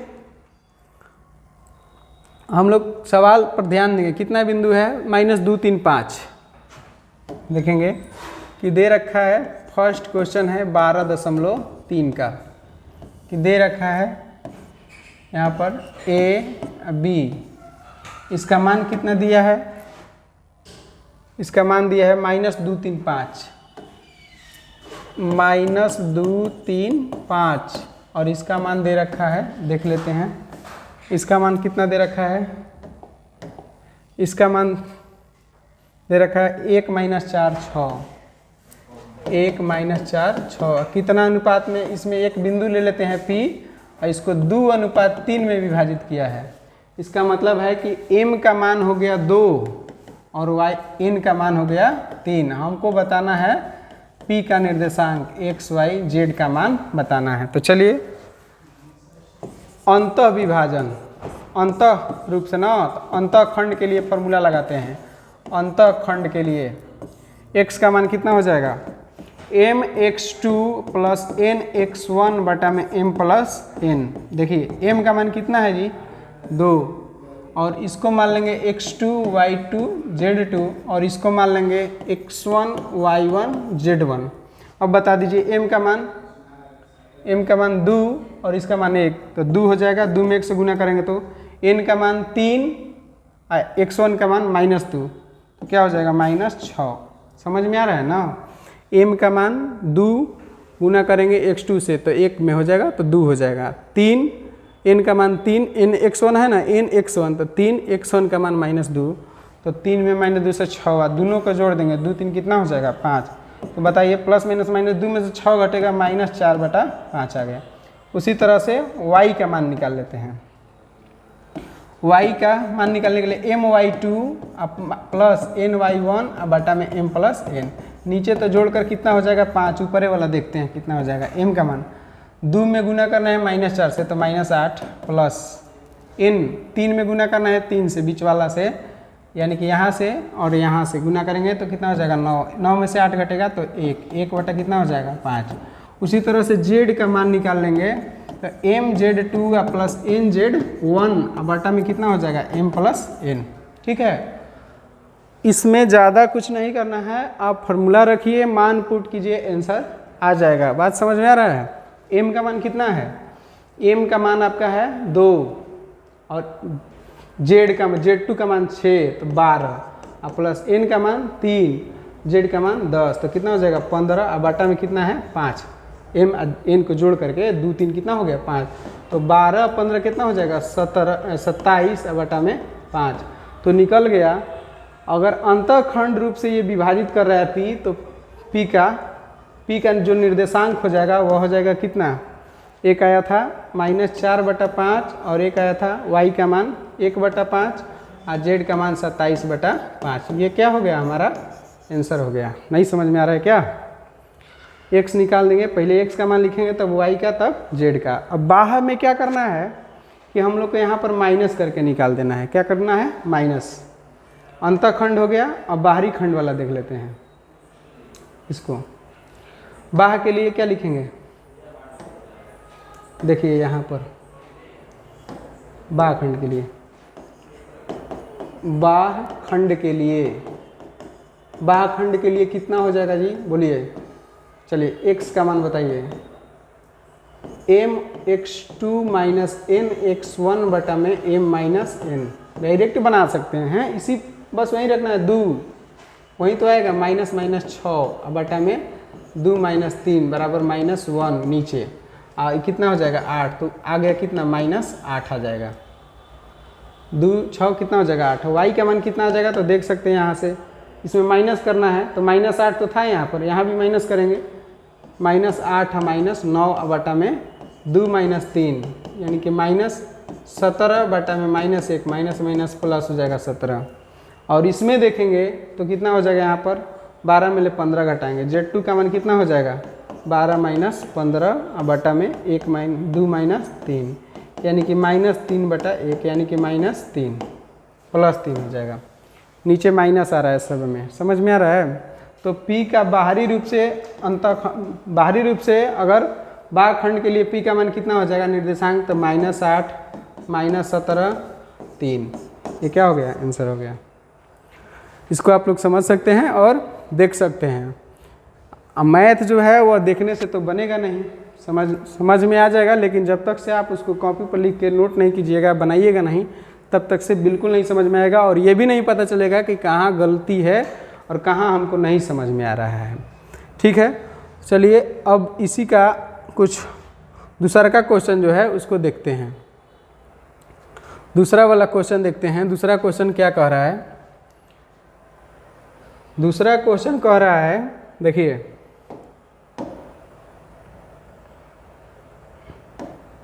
दूसरा क्वेश्चन कह रहा है कि दिया गया बिंदु P Q R संरेख है। तो संरेख के लिए हम लोग पहले पहले ही बता दिए हैं कि PQ निकाल लेंगे, QR निकाल लेंगे, अब PR निकाल लेंगे। दोनों जो छोटा छोटा होगा अगर उसको जोड़ेंगे और तीसरा वाला के बराबर आ जाएगा तो उसको क्या कहेंगे, संरेख कहेंगे। ठीक है, अब कह रहा है कि Q, हम इसका दूसरा पार्ट बताते हैं, समझाते हैं इसको। देखिए कह रहा है कि P है Q है, चलिए ना उसको आगे ही बताया जाए। 3 2 -4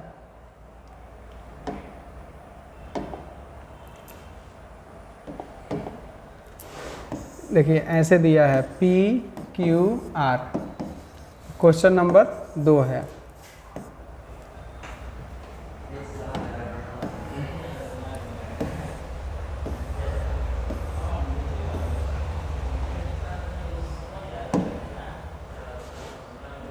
कितना है? 3 2 -4,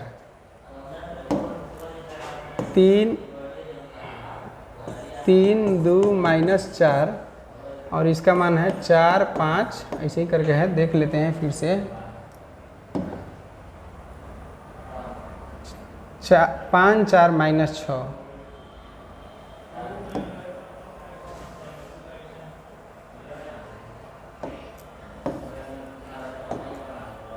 5 4 -6 9 8 -10।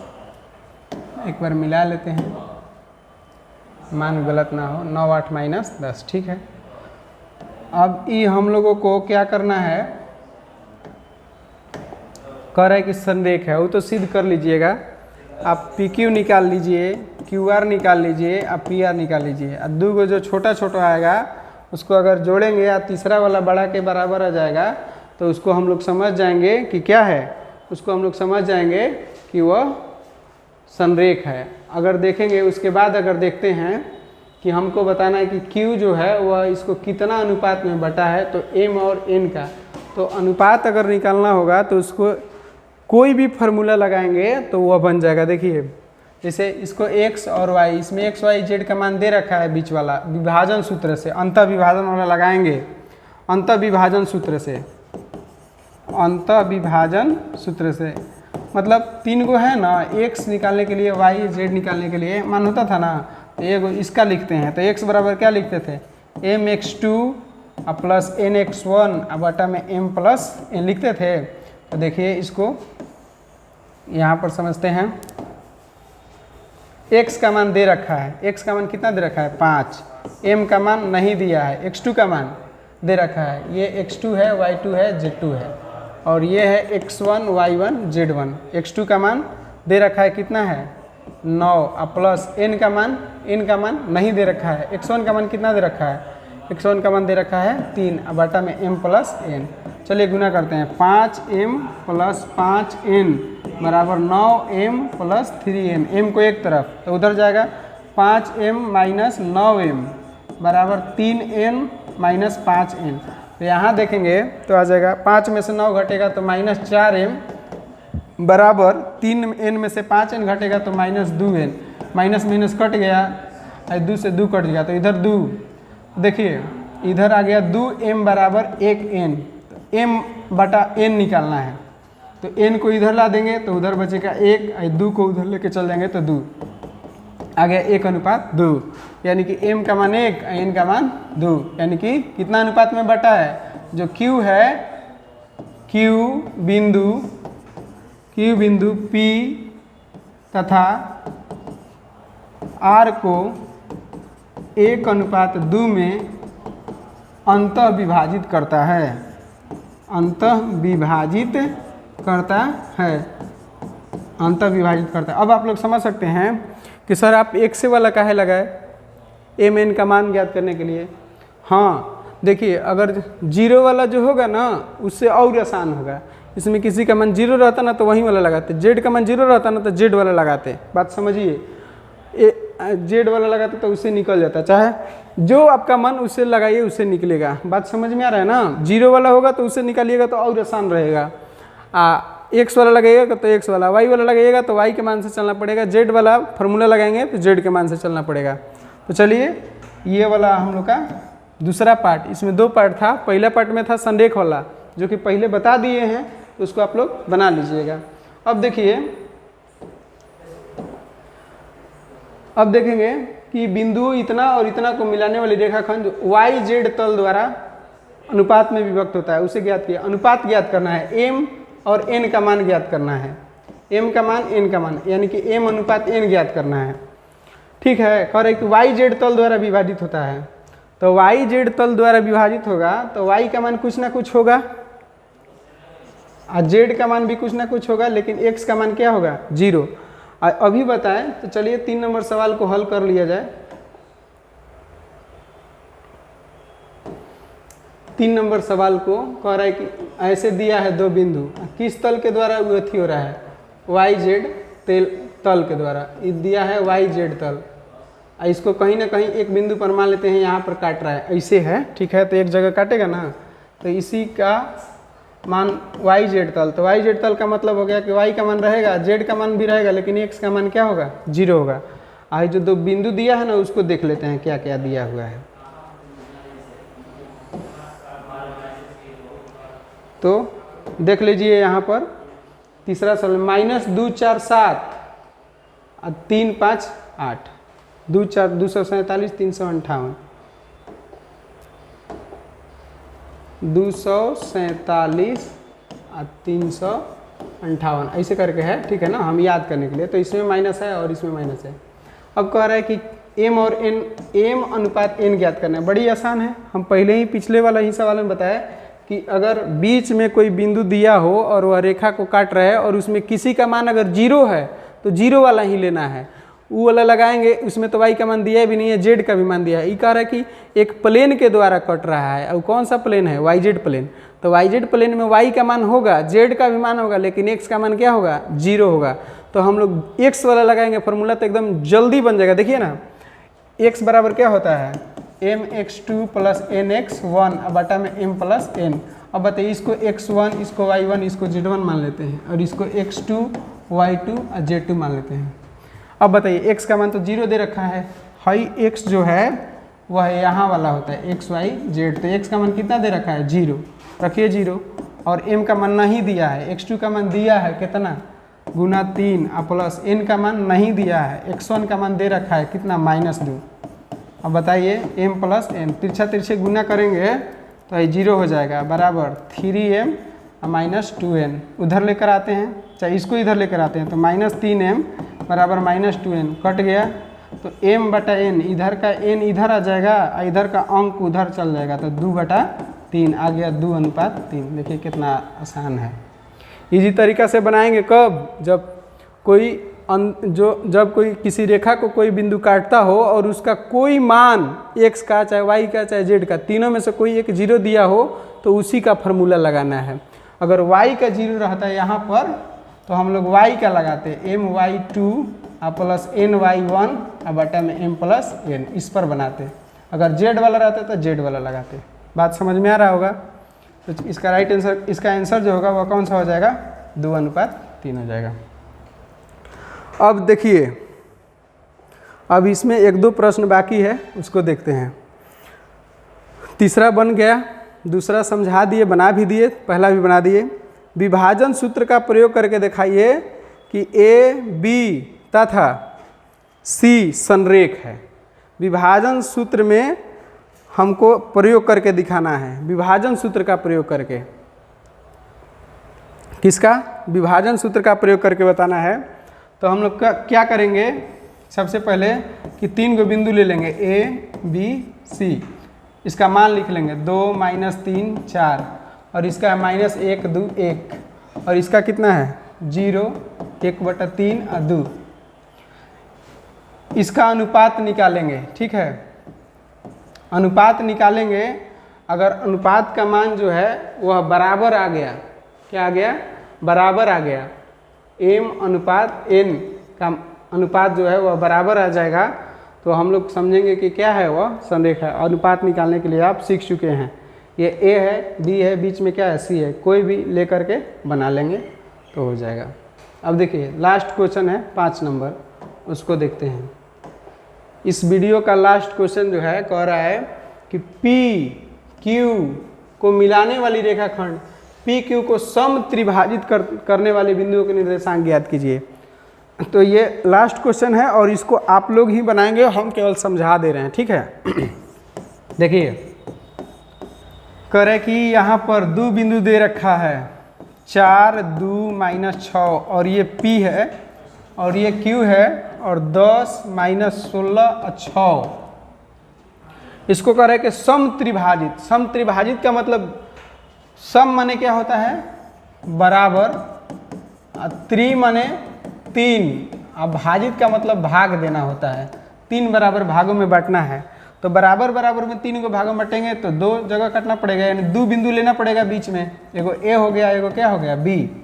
तो हमको बताना है ए का निर्देशांक ज्ञात करना है एक्स वाई जेड, और इसका निकालना है एक्स वाई जेड का मान। अब कह रहे हैं कि बराबर बराबर है, बराबर बराबर का मतलब है कि अनुपात बराबर है, एक ये भी एक भाग मान लेते हैं और ये भी एक भाग मान लेते हैं। तो जब इस बिंदु का निर्देशांक ज्ञात करना होगा तो करते क्या है कि इसको मान लेंगे x1 y1 z1, ठीक है। ए बिंदु के लिए फॉर ए, यानी कि ए बिंदु के लिए P और Q, इसको मान लेंगे x2 y2 z2। अब x का मान ज्ञात करने के लिए हमें m और n का मान चाहिए, तो जब a का मान ज्ञात करेंगे तो m का मान 1 हो जाएगा और n का मान यहाँ से लेके यहाँ तक देख लीजिएगा, 1 भाग 1 भाग 2 भाग, तो ये 2 हो जाएगा। यानी कि a बिंदु के लिए m का मान 1 हो जाएगा, n का मान 2 हो जाएगा, और x1 y1 z1 रहेगा और उधर x2 y2 z2 रहेगा। जब b का मान लेंगे, जब b बिंदु निकालना होगा तो m का मान इसके लिए b बिंदु के लिए फॉर b के लिए क्या हो जाएगा, m का मान यहाँ से लेके यहाँ तक 1 भाग 1 भाग 2 भाग, और n का मान कितना हो जाएगा 1 भाग। तो अब आप लोग निकाल सकते हैं किस फार्मूला पर, x वाला mx2 प्लस nx1 बटा में m प्लस n, और फिर y वाला my2 प्लस ny1 बटा में m प्लस n, और z बराबर mz2 प्लस nz1 बटा में m प्लस n। इसी फार्मूला पर क्या करना है, बना लेना है। तो चलिए, ये 12.3 का लास्ट क्वेश्चन था और इस वीडियो का भी लास्ट क्वेश्चन था। तो काफ़ी समय लगा, हम सोचे थे कि 1 घंटा में ख़त्म हो जाएगा, शायद 1 घंटा से अधिक हो गया होगा। तो अब आप लोग की बारी है, और आप लोग 1 से 1.5 घंटा में न बनाइएगा, बल्कि इसमें ज़्यादा समय दीजिएगा, ठीक है। क्योंकि हम कुछ क्वेश्चन हल किए हैं और कुछ छोड़ दिए हैं जो एक टाइप का था, इसलिए छोड़ दिया गया है। आप लोग इसको धीरे धीरे लिखेंगे और एक एक क्वेश्चन किताब के अनुसार बनाते जाएंगे। अगर कहीं पर डाउट होगा तो उसको कमेंट के माध्यम से हमको बताइएगा कि सर यहाँ नहीं समझ में आ रहा है, यहाँ नहीं समझ में आ रहा है। इसके लिए एक डाउट क्लास लेकर आएंगे, और जिनका जिनका डाउट होगा जिस क्वेश्चन में, उसको हम हल कर देंगे और इसके ऑब्जेक्टिव क्वेश्चन भी करवा देंगे। तो चलिए, इतना ही रहेगा इस वीडियो के लिए। मिलते हैं अगले वीडियो में, तब तक के लिए आप सभी को बहुत बहुत धन्यवाद। और थोड़ा सा ये कहेंगे कि अपने मित्रों के पास इस वीडियो को शेयर करें, और जो भी मैंने पढ़ने वाले हों, जो भी इच्छुक आपके साथी हैं, दोस्त हैं, या भाई है, या रिलेशन में कोई भी है, उनके पास शेयर करें, ताकि हम लोग को भी थोड़ा सा हिम्मत मिले कि हम लोग इस तरह के वीडियो बनाएं। वीडियो बनाने में काफ़ी मेहनत लगता है, तो आप लोग का सपोर्ट मिलेगा तो आगे भी बनाते रहेंगे। चलिए, मिलते हैं, धन्यवाद।